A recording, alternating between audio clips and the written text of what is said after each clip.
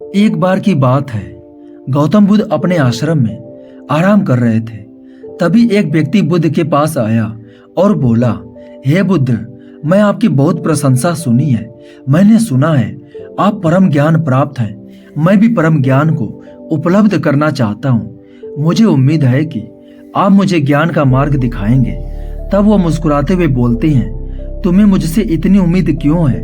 तब व्यक्ति कहता है, बुद्ध, मैंने अपना आधा जीवन इस संसार को जानने में, समझने में लगा दिया और तब मुझे समझ आया यहाँ सब लोग स्वार्थी हैं और मतलबी हैं। सभी सिर्फ अपने बारे में सोचते हैं। यहाँ कोई किसी को नहीं समझता और ना ही कोई किसी का मदद करना चाहता। यहाँ बहुत कम लोग हैं जो निस्वार्थ दूसरों की मदद करते हैं। उनमें से एक आप हैं। आप सभी को निस्वार्थ ज्ञान देते हैं। इसी कारण मैं आपके पास आया हूँ। बुद्ध ने कहा, तुम्हें ऐसा क्यों लगता है? यहाँ पर ज्यादातर लोग स्वार्थी हैं और कोई किसी के बारे में नहीं सोचता है।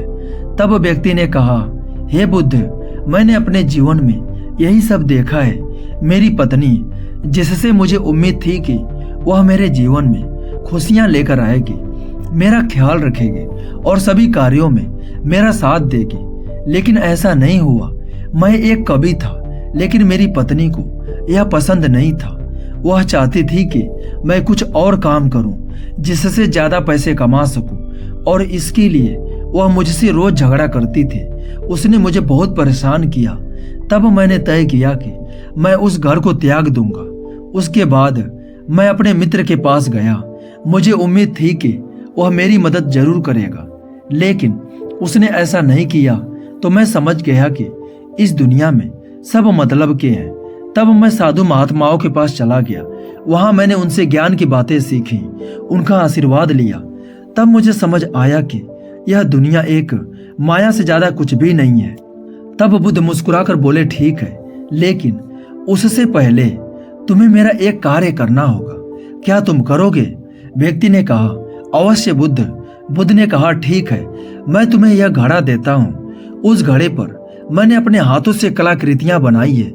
तुम्हें उसकी रक्षा करनी है। मुझे उम्मीद है कि तुम उस घड़े को कभी टूटने नहीं दोगे। वह व्यक्ति बोला, बुद्ध, बस इतनी सी बात, इस घड़े की मैं अपनी जान से भी ज्यादा रक्षा करूंगा। तब बुद्ध ने कहा, एक और काम है जो तुम्हें करना है। रोज सुबह उठकर सभी भिक्षुओं के लिए जल लेकर आना है। आश्रम की सफाई भी करनी है। जो भिक्षु ध्यान करे उसकी सेवा करनी है और सभी भिक्षुओं के साथ भिक्षा मांगने नगर जाना है। वहां से आकर फिर सबके लिए भोजन की तैयारी करनी है। और यही नहीं, जब तक मैं ना कहूँ मेरे प्रवचन या ध्यान सभा में तुम्हें नहीं आना है। सही समय आने पर मैं तुम्हें खुद बुलाऊंगा और अगर तुम्हें मुझसे कोई बात करनी हो तो तुम ये घड़ा लेकर मेरे पास ही आना। तब वो व्यक्ति बोला, ठीक है बुद्ध। लगभग 1 महीना हो चुका था। उसने वह सारे कार्य किए जो बुद्ध ने कहा था। अभी भी बुद्ध ने उस व्यक्ति को सभा में नहीं बुलाया था। फिर वह व्यक्ति खुद ही बुद्ध के पास चला गया, लेकिन बुद्ध ने उससे बात नहीं की। तब उसे याद आया कि बुद्ध ने कहा था अगर वह मुझसे बात करना चाहता है तो घड़ा लेकर ही आए। फिर वह घड़ा लेकर बुद्ध के सामने उपस्थित हो गया। बुद्ध ने पूछा, क्या तुम्हें मुझसे कुछ पूछना है? व्यक्ति ने कहा, बुद्ध, 1 महीना हो गया। आपने जो कुछ भी कहा मैंने वह सब किया। चलो काम तो ठीक है, लेकिन आप मुझे सभा में कब बुलाएंगे? बुद्ध ने कहा, सही समय आने पर बुला लूंगा। यह सुनकर वह व्यक्ति वहां से चला गया और अपना कार्य करता रहा। देखते ही देखते 2 महीने हो चुके थे। उसने बुद्ध से जाकर फिर प्रश्न किया। बुद्ध ने फिर कहा, सही समय आने पर मैं तुम्हें बता दूंगा। देखते ही देखते 1 और महीना बीत गया। अब व्यक्ति का धैर्य जवाब दे रहा था।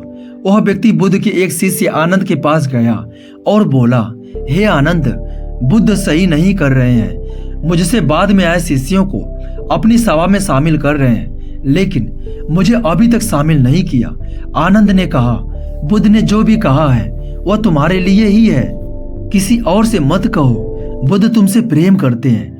उन्होंने जो तुम्हें घड़ा दिया है वो उन्होंने खुद गढ़ा है। उन्होंने आज तक यह घड़ा किसी को नहीं दिया, लेकिन तुम्हें दिया है। वह व्यक्ति यह सब सुनकर चुपचाप चला गया।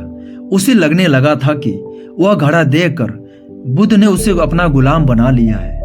एक दिन उस व्यक्ति के धैर्य ने जवाब दे ही दिया और वह घड़ा लेकर बुद्ध के सामने खड़ा हो गया और बोला, आप मुझे मूर्ख बना रहे हैं। मैं जब से आया हूं तब से इंतजार कर रहा हूं कि आप मुझे ज्ञान देंगे, लेकिन आपने ऐसा कुछ नहीं किया। आप मेरी उम्मीद पर खरे नहीं उतरे। यह सुनकर बुद्ध मुस्कुराए और बोले कि जल्द ही मैं तुम्हें ध्यान सभा में बुलाऊंगा। वह व्यक्ति भड़क गया और बोला, मुझे आपके किसी भी ज्ञान की जरूरत नहीं है। मुझे नहीं लगता आपको कोई ज्ञान प्राप्त है। आप झूठ ही अपना ज्ञान प्रदर्शन करते हैं और मुझे आपके इस घड़े की भी कोई जरूरत नहीं है। और वह व्यक्ति उस घड़ा को जमीन पर दे मारा। बुद्ध एक कपड़े में उस घड़े के टुकड़े को समेटने लगे। यह देखकर वह व्यक्ति लज्जित हो गया और बुद्ध से माफी मांगने लगा और बोला, मुझे क्षमा करें, मुझे क्रोध आ गया था। बुद्ध ने मुस्कुराते हुए कहा, अब समय आ गया है, तुम सभा में उपस्थित हो सकते हो। बुद्ध उस व्यक्ति को सभा में ले गए और प्रवचन शुरू हुआ। बुद्ध ने कहा, इस दुनिया में व्यक्ति का सबसे बड़ा दुख का कारण है खुद को किसी वस्तु से जोड़ना। जब हम किसी चीज से उम्मीद लगा लेते हैं और वह पूरी नहीं होती, तब हमें वह दुख देने लगती है। एक पिता के उसके पुत्र से उम्मीद होती है कि वह उसके बताए गए रास्ते पर चले और एक पुत्र के पिता से कि वह उसके बताए रास्ते में साथ जाने का सहयोग दे। ऐसे कुछ उम्मीदें इंसान एक दूसरे से रखता है और जब यह उम्मीद पूरी नहीं होती है तो यह क्रोध का रूप ले लेती है, जो हमारी बुद्धि का नाश कर देती है, जिसमें व्यक्ति का खुद का नुकसान है। क्रोध गर्म कोयले को अपनी हथेली पर रखने के समान होता है, जिससे हम दूसरों को जलाना तो चाहते हैं, लेकिन उससे पहले आप खुद जल जाते हैं। बुद्ध अपने कपड़े से उस घड़े के टुकड़े को निकालकर उस व्यक्ति के आगे रख देते हैं और पूछते हैं, क्या तुम इसे वापस जोड़ सकते हो? वह व्यक्ति लज्जित होकर हाथ जोड़कर बुद्ध से बोला, हे बुद्ध, मुझे क्षमा करें, मेरी बुद्धि नष्ट हो गई थी, मैं इसे वापस नहीं जोड़ सकता। बुद्ध ने कहा, मैं यही आपको समझाना चाहता हूँ। तुमने अपनी पूरी जिंदगी दूसरों से उम्मीद करी, जब वह पूरी नहीं हुई तब तुम क्रोध में आकर वहां से भाग गए, जिससे तुम्हारा ही नुकसान हुआ। बुद्ध ने आगे कहा, जब भी तुम दूसरों से अपने स्वार्थ के लिए उम्मीद करोगे तो दुख ही पाओगे, लेकिन अगर वही तुम दूसरों को सुख देने की उम्मीद करोगे तो तुम्हें भी सुख मिलेगा। वह व्यक्ति बोला, हे बुद्ध, आप मुझे क्षमा करें और अपने चरणों में जगह दे। मैं भी परम ज्ञान की तरफ आगे बढ़ना चाहता हूँ। बुद्ध ने कहा, अभी तुम अपने घर जाकर अपने पिता और पत्नी के साथ रहो। तुम्हें अभी अपने गृहस्थ जीवन जीने की आवश्यकता है।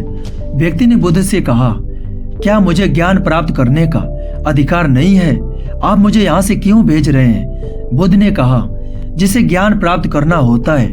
बुद्ध ने कहा, जिसे ज्ञान प्राप्त करना होता है वह अपने गृहस्थ जीवन में भी ज्ञान प्राप्त कर सकता है। तब परिवार के लोग रास्ते के दुश्मन नहीं बल्कि सहयोगी नजर आते हैं। अभी तुम्हें इस दुनिया में अंधकार ही अंधकार नजर आता है। पहले तुम अपने जीवन में प्रकाश को देखो, उसे ढूंढो कि प्रकाश कहाँ है। घर जाओ, ध्यान करो।